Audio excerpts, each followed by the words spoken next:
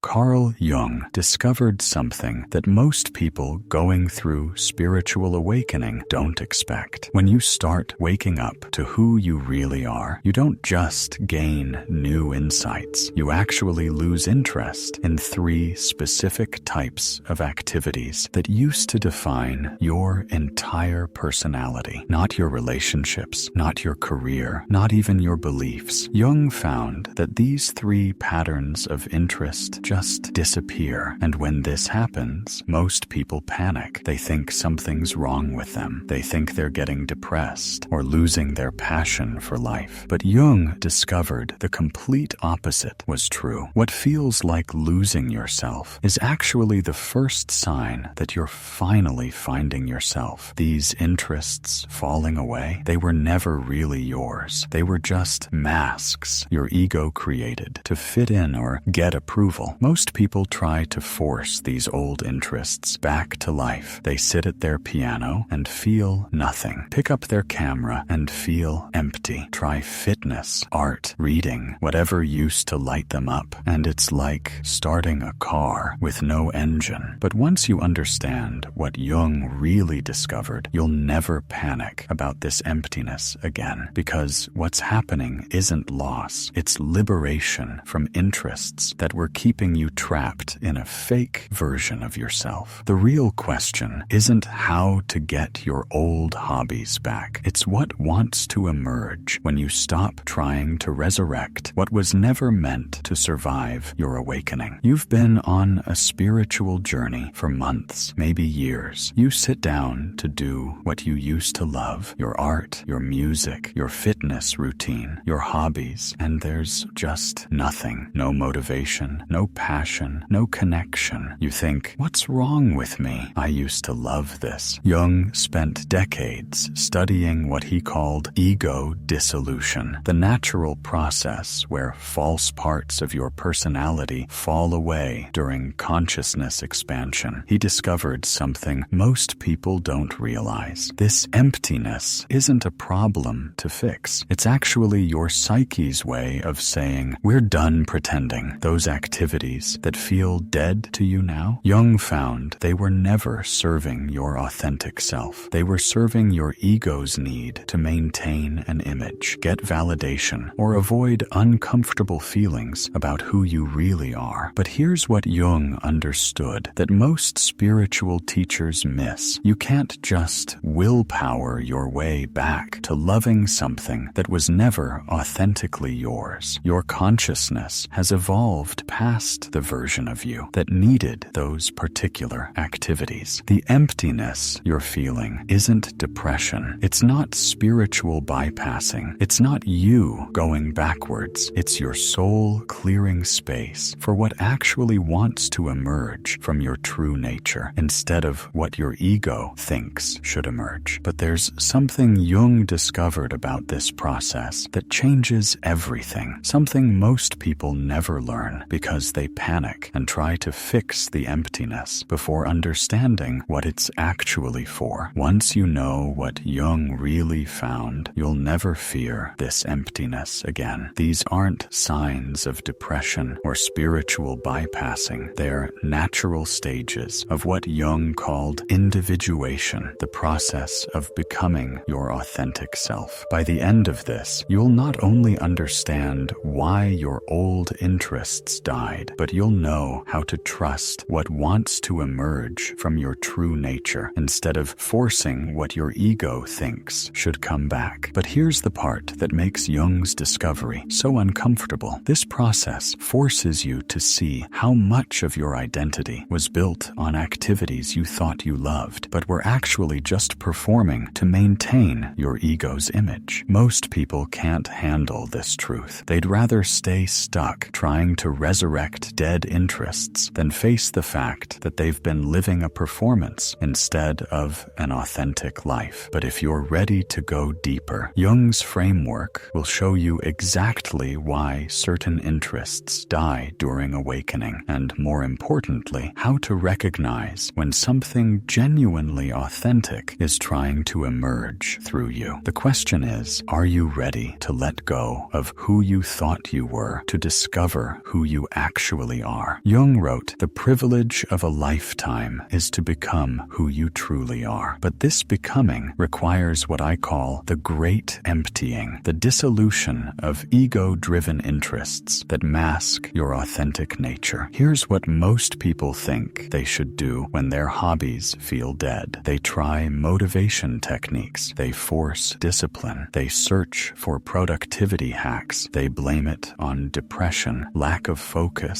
or spiritual bypassing. They think if they just push harder, meditate more, or find the right guru, their passion will return. All of this is completely backwards. Jung understood that these are attempts to resurrect what he called persona activities, interests that served your social mask, not your authentic self. The real you lives beneath these performed passions. And here's the breakthrough Jung made that changes everything, no matter how desperately you try to revive dead interests. 3 specific attachment patterns will always dissolve first during genuine awakening. Your consciousness literally rejects anything that isn't aligned with your true nature. It's not a buzz in the system, it's a feature. The emptiness isn't the problem. The emptiness is your psyche's way of making space for what's actually trying to be born through you. But first, you have to understand exactly what Jung discovered about these 3 patterns that die first. Jung's first interest dissolution is what I call validation vampires, hobbies and activities you pursued primarily for external recognition, approval, or identity construction. Jung wrote, "Everything that irritates us about others can lead us to an understanding of ourselves." During awakening, you suddenly see through the ego's desperate need for validation through achievement. This shows up most clearly in creative pursuits, fitness goals, or skill development that you unconsciously used as identity badges. Let me give you a real example. Sarah was obsessed with photography, Instagram-worthy shots, expensive equipment, photography meetups. She thought it was her passion, but after her spiritual awakening, picking up her camera felt completely empty. No drive to capture the perfect shot, no excitement about likes and comments, no desire to show off her latest work. She panicked, thinking she'd lost her creative spark. But what actually happened was this: her consciousness evolved past needing photography as a validation tool. The part of her that needed external approval through creative achievement had dissolved. She wasn't losing her creativity. She was being freed from creativity that served her ego instead of her soul. When someone loses interest in their competitive fitness routine, their socially impressive hobbies, or their recognition-seeking creative work, they're not becoming lazy. They're shedding interests that were feeding their ego's hunger for recognition rather than their soul's need for authentic expression. Your awakening consciousness literally cannot sustain interest in activities that exist primarily to make you look good, feel special, or maintain an identity that isn't actually you. The validation vampire is dying so something real can be born. The second pattern Jung noticed is what I call mask maintenance. This is about how much energy people spend keeping up their image. Jung wrote, "The persona is what we would like to be and what we pretend to be in society." In simple words, your mask is the role you play so others see you the way you want to be seen. Here's the truth. Everyone has a mask. The problem isn't having one. The problem is when you start to believe the mask is who you are. And Jung discovered something powerful. The real you always leaks out the moment the mask slips. Think about it. You're in a meeting, acting calm and professional, but someone questions your idea. Suddenly, you feel that flash of anger, insecurity, or fear. That's not your mask. That's your real self pushing through. During awakening, your old masks feel heavy. You can't fake the same smile, force the same enthusiasm, them, or keep performing in ways that once felt natural. And when you stop putting so much energy into mask maintenance, your authentic self starts to appear. This is why people around you may say, "You've changed." The truth is, you didn't change. You just stopped performing. The second reveal is simple. Whenever someone's mask is threatened, their real character shows up. Now let's step back and see why these reveals work so powerfully. Jung spent his whole life studying something he called the persona and the shadow. The persona is the mask we wear for the world, the good image we try to show. The shadow is everything we push down, deny, or hide. Here's the key. The more energy